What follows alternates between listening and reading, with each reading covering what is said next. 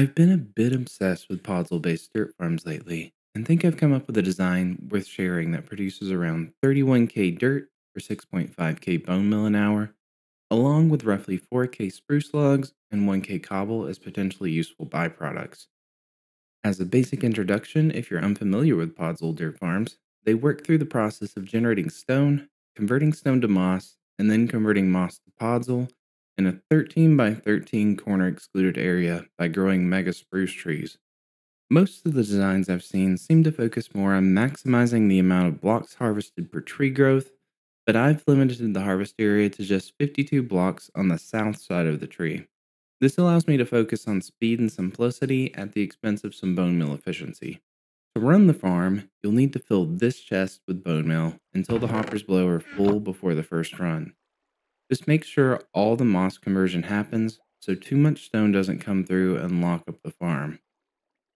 Once you've done this the first time, it should be fine to just supply bone meal here to go to both the moss dispensers and for growing mega spruce trees.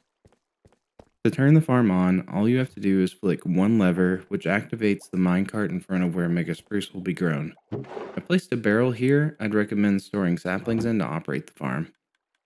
You should get enough saplings returned to continuously operate the farm from the leaf crushers surrounding the spawning platform. You may want to start with at least a few stacks of saplings in case you have a streak of bad sapling luck early on.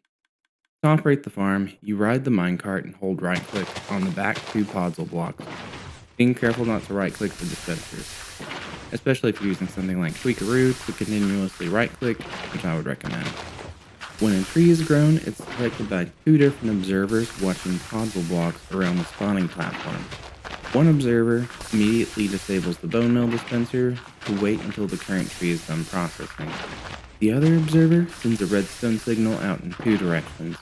This way triggers the leaf crushers and the TNT dupers. The other signal triggers the double piston extenders to move the base of the mega spruce tree out of the way, plant new saplings, then continues on to trigger the quadruple stone generator below to quickly create 4 layers of stone and move it upward. After that, the stone is converted to moss and the debris crushed and ultimately collected to be turned back to the system as bone meal.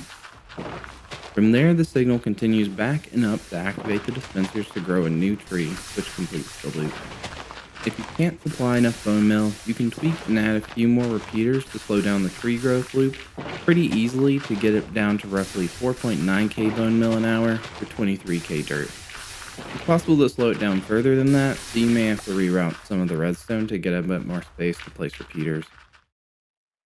If for some reason too much stone gets pushed to the blast chamber and things get backed up, there are 3 buttons you'll need to press in order to unclog the lines in this order. This one,